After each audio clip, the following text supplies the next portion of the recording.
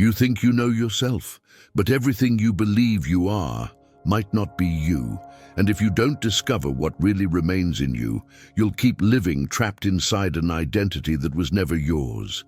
He knows you felt this, that quiet, uncomfortable feeling that you're changing even when you don't want to, that thoughts, habits, and even parts of your identity feel tight, like clothes that no longer fit who you've become.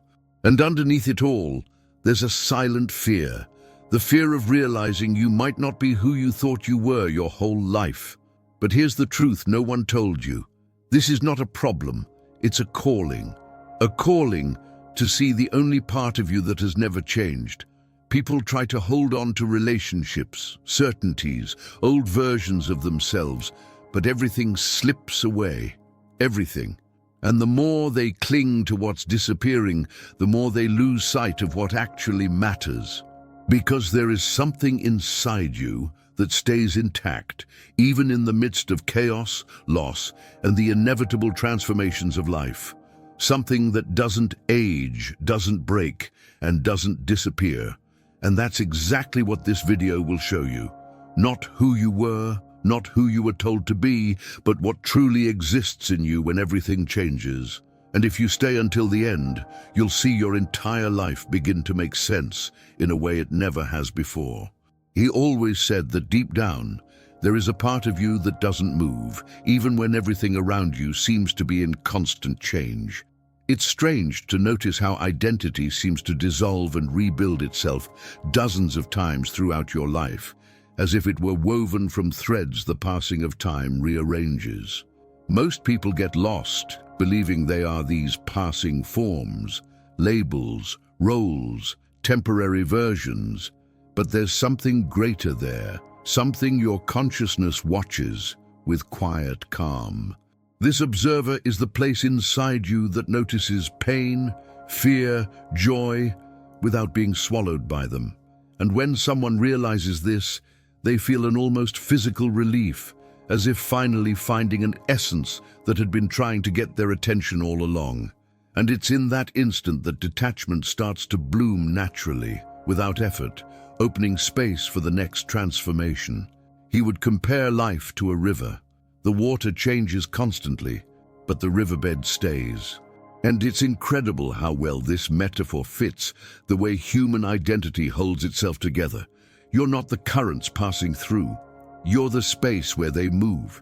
And when a person understands this, they stop panicking over every heavy thought or dark emotion that arises, because they realize none of it defines who they are. Consciousness, this silent riverbed, is what watches everything flow. And when that sinks in, self-knowledge stops feeling like a painful chase and becomes a reunion with something that was always there. And that realization quietly opens the doorway to understanding that not even what happened to you can define who you are. In moments of crisis, the kind that bring even the strongest person to their knees, it's common to think you've lost yourself. But it's interesting to see that when everything around collapses, the only thing that remains is exactly the deepest part that never changes. It's as if your essence is revealed when the roles fall apart, when the shadow emerges and life forces you to face what you've been avoiding. Many people discover this truth during loss, rupture, or unexpected silence. And strangely, it's in these moments that the inner observer speaks louder, showing there's a strength inside you that doesn't depend on the outside world. And that strength, once recognized, becomes the first natural step into the next cycle of transformation. He would say that one good way to experience this unchanging identity is to observe how you relate to everything that does change. If one day you notice you think differently, feel differently, want differently, there is still something inside you watching all of it with familiarity. It's like rereading a book after years and realizing some parts feel new, even though the book is the same. And if someone wants to train this perception, they can start with simple practices. Meditate for 5 minutes a day, take a walk without your phone and notice the rhythm of your steps, or write in a journal about what in you has changed and what hasn't.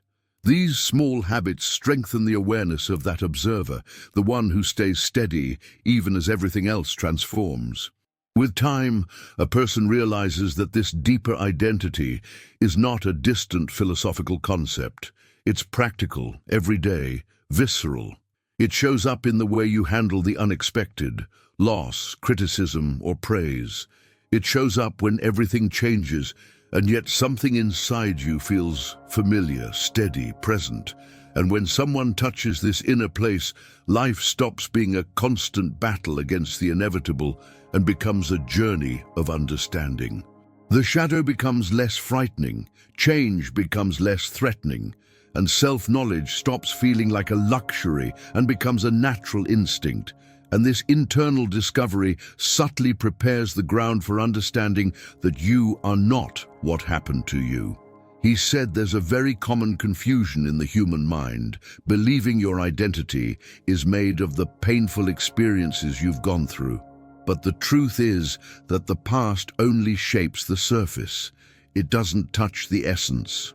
Jung insisted that what happened to you doesn't have the authority to decide who you can become. And when this awareness arrives, it's like wiping a fogged-up mirror. You finally see yourself without the distortion of pain.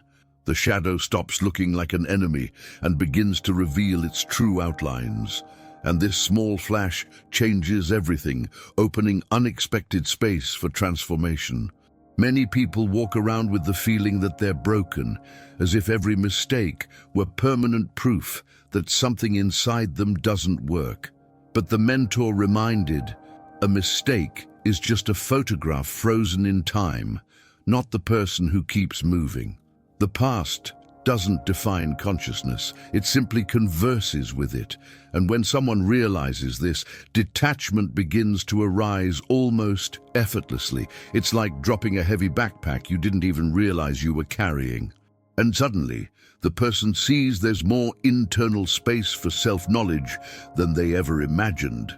He liked using a simple example, an old house. On the outside, it may carry cracks, but inside, the structure is still strong enough to support a complete renovation. Similarly, what hurt you doesn't determine your limits, it only shows where you need to look. If someone wants to begin this change, they can try something simple. Write a letter to your younger self, acknowledging the pain, but also thanking them for the strength that remained. This exercise awakens the awareness of the inner observer and reveals the essence that was never damaged. And in the silence of that realization, transformation begins. In many moments, a person feels like their life keeps repeating because they carry wounds they don't know how to let go of. But he explained that the past only becomes a prison when you treat it as identity. When you treat it as memory, it loses its power. It's almost poetic. What seemed permanent was always temporary, and suddenly, the shadow that once terrified becomes just a part of the path, not the destination. This understanding opens the heart to new possibilities, preparing the ground for recognizing the silent observer beyond all changes. Jung said every human being has two births. The first when they arrive in the world, and the second when they discover they don't have to live as a victim of their own story. That awakening doesn't happen in a dramatic moment. Sometimes it sparkles while you drink coffee alone or walk in silence. It's there that a person realizes there's a permanence inside them that doesn't fold under circumstances. A presence that observes without breaking. And it's exactly this silent strength that leads to the next insight. There is a part of you that never ages, never gets lost, and never disappears. He always said there is a point inside each person, a point that makes no noise, doesn't rush, doesn't argue. It simply observes. This silent observer is the part of your identity that doesn't blend with the storms of life, even when everything seems to fall apart. It's like watching a storm from behind a window. You feel the impact, but there's a safe space inside you. When consciousness awakens to this internal presence, the shadow loses its power to frighten. Change stops looking like a threat and becomes simply the movement of life. And in recognizing this subtlety, transformation begins to take shape. It's curious how even on your worst days, there's something inside you that doesn't fully collapse. You may feel lost, exhausted, confused, but there is a quiet voice that observes without judgment. That is your essence. It doesn't resist what you feel or try to drag you out of it. It just reminds you that there is permanence within change. It's as if your consciousness were an ocean. The waves may be wild on the surface, but deep down everything remains calm. And when someone realizes this, a natural kind of detachment begins to emerge, changing the way they walk through life. He often explained that the inner observer appears in the smallest moments. When you breathe before responding to something that irritates you, when you choose silence instead of reacting, when you notice a dark thought but don't identify with it. For a split second, you're reminded that you don't need to merge with your emotions. A good practice to strengthen this is conscious journaling. Write down what you feel and then add, "What did I observe about myself today?" This simple gesture activates self-knowledge and highlights the separation between experience and identity. And this opens an important door to the next realization. Many people spend their entire lives believing they are the sum of their wounds, but the observer proves otherwise. It shows you can feel pain without becoming the pain, live through change without losing who you really are. It witnesses everything: joy, failure, desire, fear, but never reduces itself to any of them. This awareness completely changes the way a person relates to their shadow. It stops being a monster in the dark and becomes a legitimate part of the path. And it's this new internal relationship that prepares the arrival of a deeper understanding of control. With time, a person realizes that this observer is not something they need to create. It's something that has always been there. It's the part that doesn't age, doesn't change, and doesn't disappear. It is the permanence inside change. When you start living from that internal point, everything becomes more spacious, emotions feel lighter, thoughts less suffocating, and life clearer. And little by little, this natural state opens the way for another powerful realization. The control you tried to maintain was never the path to peace. He always repeated that most human suffering comes from a desperate attempt to control what was never in your hands. A person tries to keep everything exactly the same: emotions, relationships, outcomes, even their identity, as if they could stop life's natural movement. But the more they try to hold on, the more everything slips through their fingers. Consciousness becomes tense, the shadow grows, and the essence hides behind fear. It's like trying to hold water. The tighter you squeeze, the quicker it escapes. And when a person finally sees this, something inside them begins to shift effortlessly.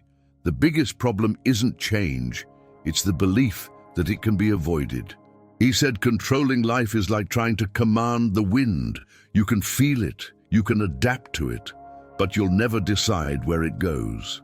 This desire for absolute permanence creates a false sense of security that crumbles whenever something unexpected happens. And it's in those moments that the inner observer steps forward, pulling the person back into awareness that true strength isn't about control, but about responding with clarity. When this understanding arrives, detachment becomes natural, almost inevitable. To illustrate, he would use a simple example. Imagine someone insisting on keeping the same routine, the same feelings, the same certainties. Everything looks stable until life changes something suddenly, and they feel the ground disappear beneath them. But in truth, they only lost the illusion. The essence remained untouched. If someone wants to practice flexibility, they can start with small challenges. Take a different route to work, read an author they've never read, talk to someone from another field, or try guided meditation. These tiny gestures strengthen awareness and show that transformation is not an enemy, it's a teacher. The need for control also creates a silent effect. It stops people from seeing the opportunities that appear when life shifts direction. They're so focused on the door that closed that they don't notice the open one right beside it.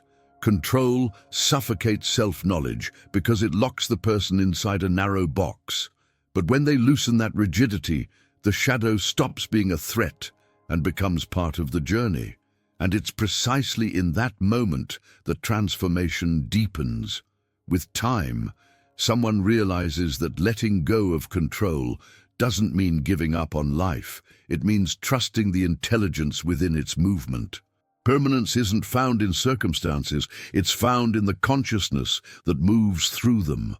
When this sinks in, the world stops feeling like a battlefield and begins to feel like a space of discovery. And in this new terrain, they find something essential. Change isn't trying to destroy anything, it's trying to reveal who you are no longer. And this revelation naturally prepares you to hear the call of the next step. He said change always arrives first as a quiet discomfort, almost unnoticeable, like wearing clothes that no longer match who you are now. Most people try to ignore this calling, trying to maintain their old identity as if it still fit. But the more they resist, the more life pushes, through signs, circumstances, and small ruptures. Consciousness begins to whisper, "You're not this anymore." And when someone finally listens, they see that change isn't there to destroy anything, but to reveal the essence hidden beneath accumulated shadows. It's the inevitable beginning of transformation. It's curious how change often shows up when you think everything is under control. A friendship that cools down, a job that stops making sense, a habit that starts to feel heavy. It's life saying the old version of you has completed its role. Resisting creates pain. Accepting creates space. It's like keeping a plant in a pot that's too small. Its growth doesn't stop because it lacks strength, but because it lacks room. Identity works the same way. It needs space to stay alive. And that space appears every time someone accepts the invitation to self-knowledge. He liked to remind that every change begins with a small, internal honesty. Admitting something inside you is asking for more. Often this honesty emerges in simple moments. A conversation that touches you, a silence that weighs differently, a mistake that reveals a side of you you didn't want to see. The shadow at these moments doesn't appear as an enemy, but as a guide. It points to what was neglected, what needs attention, what is ready to be transformed. And once someone sees this, detachment begins to arise naturally, not as sacrifice. If someone wants to respond to this calling of change, they can begin with intimate, almost private gestures, reorganizing a corner of their home, journaling with direct questions. What am I avoiding? What am I afraid to admit? Walking alone to hear their own breath, or exploring books or therapies that provoke expansion, like The Power of Now or A New Earth. These small actions reconnect the person with their inner observer and reveal that true permanence isn't in the old form, but in what blooms when you allow the new. And slowly, transformation stops being terrifying and becomes the next logical step. With time, someone realizes that change doesn't warn when it arrives, but it always arrives when you're ready, even if it doesn't feel like it. It's the silent movement that reveals a wider identity, a more honest essence, a more awakened consciousness. It's like scraping layers of old paint and finding pure, solid wood underneath. And as this truth becomes clearer, they sense something important, a door opening inside them, and crossing that door reveals everything they avoided facing now belongs to a larger step that's about to emerge. He said the shadow isn't a monster hidden inside us, but a piece of our identity we rejected to survive. It holds everything we once felt, wanted, thought, but didn't have permission, courage, or maturity to express. That's why when life changes and consciousness expands, the shadow rises, asking for attention, not as a threat, but as an invitation. It's the older essence asking for recognition. And when someone sees this, something inside them begins to breathe more freely, initiating a quiet transformation. The shadow usually appears in the most uncomfortable moments: an overreaction, a persistent insecurity, an unexpected jealousy, a sadness with no clear reason. Jung said these signals aren't flaws, they're messages. It's the forgotten part trying to reconnect with awareness. Denying it creates pain. Welcoming it creates space for detachment. It's like opening a room that's been closed for years. The dust is uncomfortable at first, but nothing there is truly dangerous. It just needs to be cleaned, organized, understood. And this process prepares a person for deeper self-knowledge. He liked to remind that everything you avoid looking at becomes exactly what controls you. And that's ironic, because so many people spend their lives running from their own emotional reflection. But when someone decides to face the shadow, they discover they aren't confronting an enemy, but a version of themselves that simply needed a voice. To practice this, he suggested a simple exercise. Whenever something triggers you strongly, ask, "What does this reveal about me?" Not about the other person. This kind of question shifts the focus from blame to awareness, opening the door to real transformation. And it's in this inner movement that the permanence of essence starts to appear. With time, someone realizes the shadow holds exactly the talents, courage, and strengths they lost while trying to please the world. It's like finding an old chest forgotten in the attic of your soul. Inside are the parts of you that can completely change how you act, feel, and build your identity. Many people who go through this process report feeling more truthful, more whole, less tied to other people's expectations. The shadow, once frightening, becomes an emotional compass. And this new inner relationship prepares the path for understanding the calm that appears after chaos. Jung said, "No one finds their essence without walking through their own shadow." And it's striking how true that is. When you integrate that denied part, you discover a strength you didn't know you had. It's like recovering a missing piece from the puzzle of identity.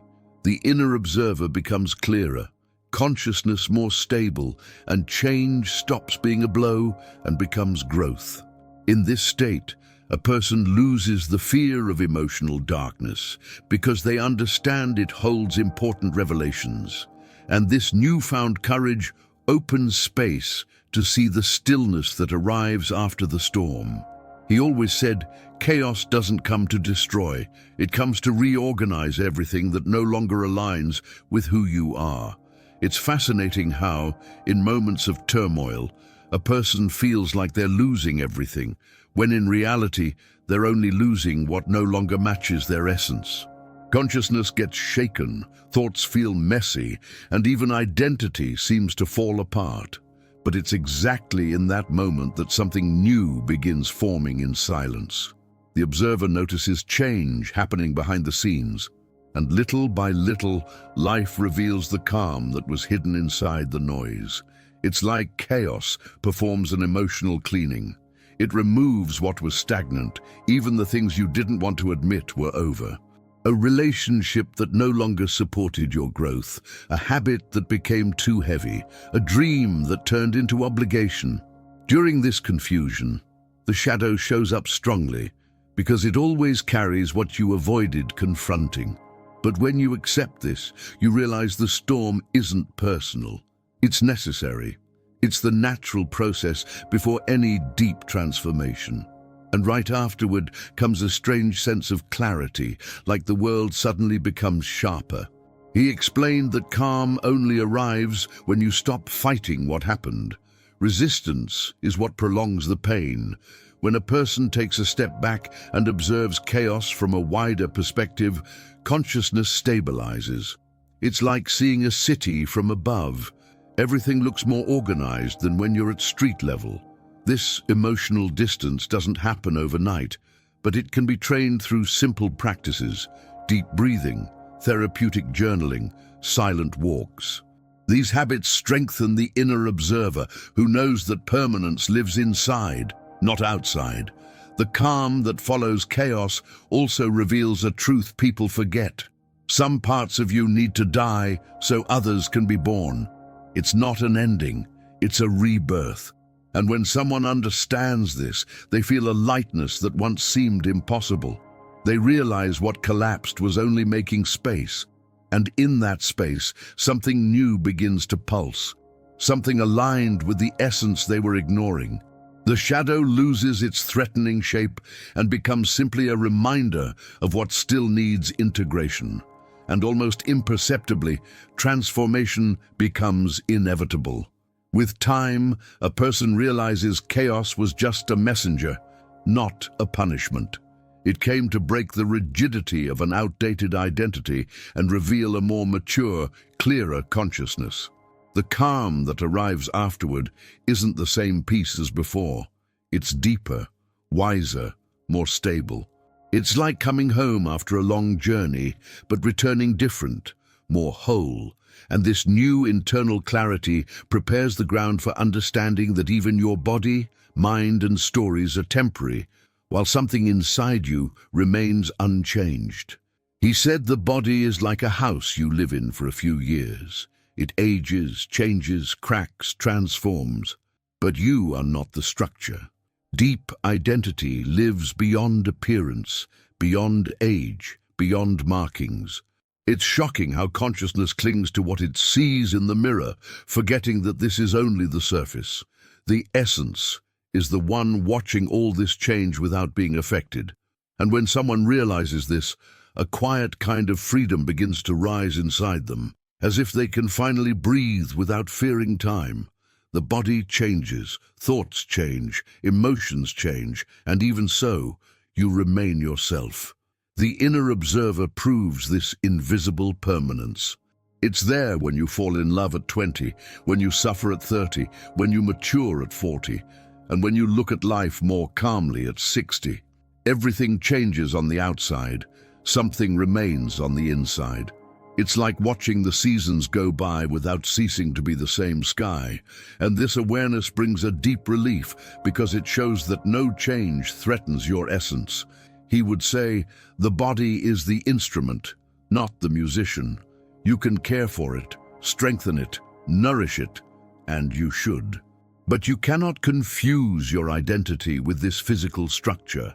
Many suffer, believing their value decreases as the body ages, as appearance shifts, as energy fluctuates.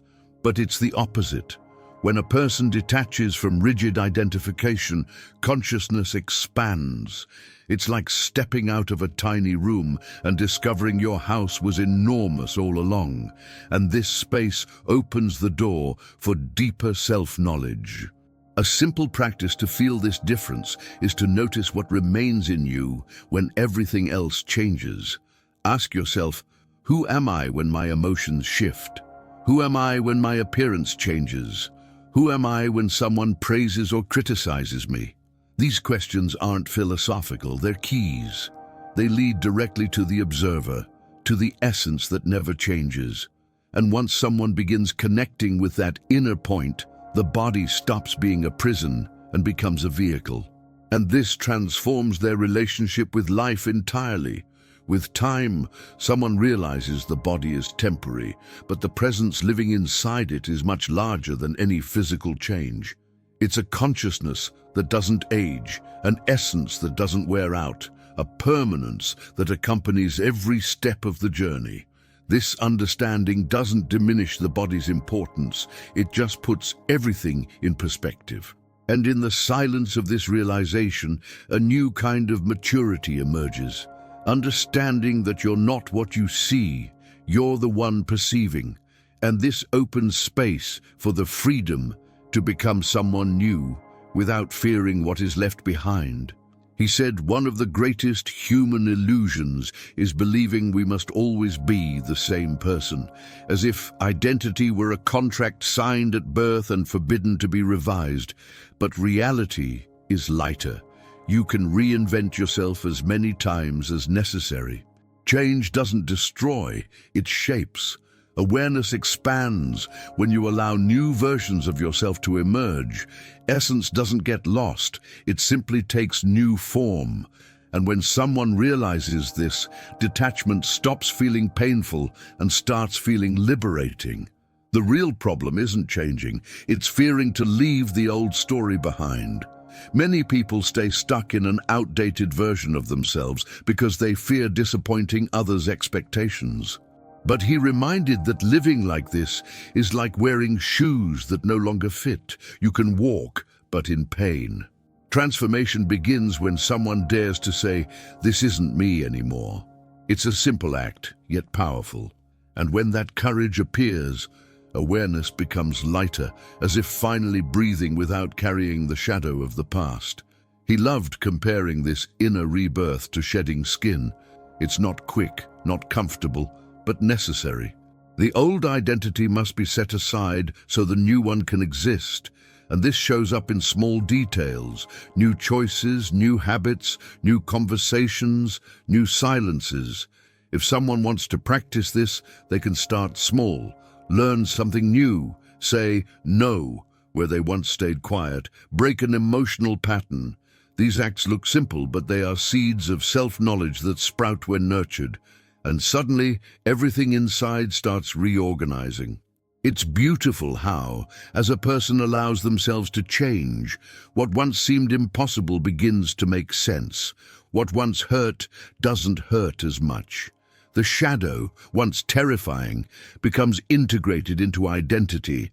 The inner observer begins to see a continuous line of permanence, even within constant transformation.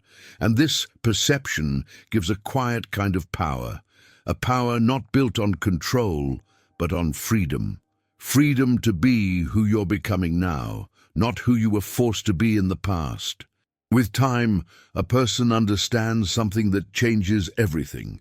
Life doesn't require a definitive version of you. It only asks for movement. Deep down, you are always becoming someone new, even when you try to resist. And when this truth settles in awareness, a soft, serene courage appears. The courage to live in flow. The courage to let your essence express itself differently in each phase. And it's this silent wisdom that prepares you to see the final truth. Your life is the mirror of the consciousness you carry. He said, life doesn't show who you are, it shows how you are inside. Everything you live, feel, attract, or repel is in some way a reflection of your consciousness at that moment. It's not magic, it's perception. When someone is trapped in the shadow, everything looks confusing. When they're connected to their essence, the world looks lighter. External change follows internal change, like a mirror simply returning what you project. And when that truth settles, something inside you begins to awaken. It's incredible how two people can live the exact same situation and interpret it completely differently. One sees chaos, another sees opportunity. One sees loss, another sees freedom. It doesn't depend on the world, it depends on the consciousness that observes the world. When a person connects with their inner observer, they realize they don't need to react automatically. They can choose how to respond. And that simple choice marks the beginning of transformation, a small step of self-knowledge that reshapes identity. He liked giving a simple example. A dirty window and a clean one show different landscapes, even though they face the same place. The mind works the same way. If someone is full of fear, control, and resistance, everything looks threatening. But when they practice detachment, breathe before reacting, observe thoughts more calmly, the world gains different colors, the same situation, a different inner state. And this subtle shift creates a powerful effect. Life begins responding with more clarity, alignment, and sincerity. Over time, someone realizes it's not the world that needs to change. They need to look from a different angle. And this isn't empty self-help, it's deep psychological truth. When someone shifts their consciousness, their relationships change, their habits change, their choices change, even their energy changes. The shadow stops being an obstacle and becomes a map. The essence begins expressing itself more truthfully. And all this happens quietly, almost unnoticed, until one day you look around and realize your life isn't the same anymore. And when someone finally understands that life responds to who they are inside, a new responsibility emerges, but also immense freedom. They realize they can transform their reality by transforming their own consciousness. They can change their path by changing the place from where they observe. They can create new possibilities by releasing old certainties. And this awareness opens the door to the question holding this entire journey. If nothing is permanent, then what are you? In the end, he knew the only thing truly permanent is what you decide to awaken inside yourself. Change will keep arriving, life will keep pushing you to new places, and your old identity will try to hold you to what has already passed. But now you know, there is a part of you that doesn't break, doesn't get lost, and doesn't depend on the outside world. The question is, will you ignore this, or will you finally choose to live from that silent center? Before you leave this video, take an honest pause. What inside you needs to be left behind? What are you carrying that no longer belongs to your essence? Who are you ready to become, but still afraid to admit? Ask yourself, and answer in the comments. Not for me, but for you. That answer might be the first step toward your transformation. And if this video touched you in any way, don't let this journey end here. Subscribe to the channel, activate notifications, and stay awake. There is much more to discover about who you really are.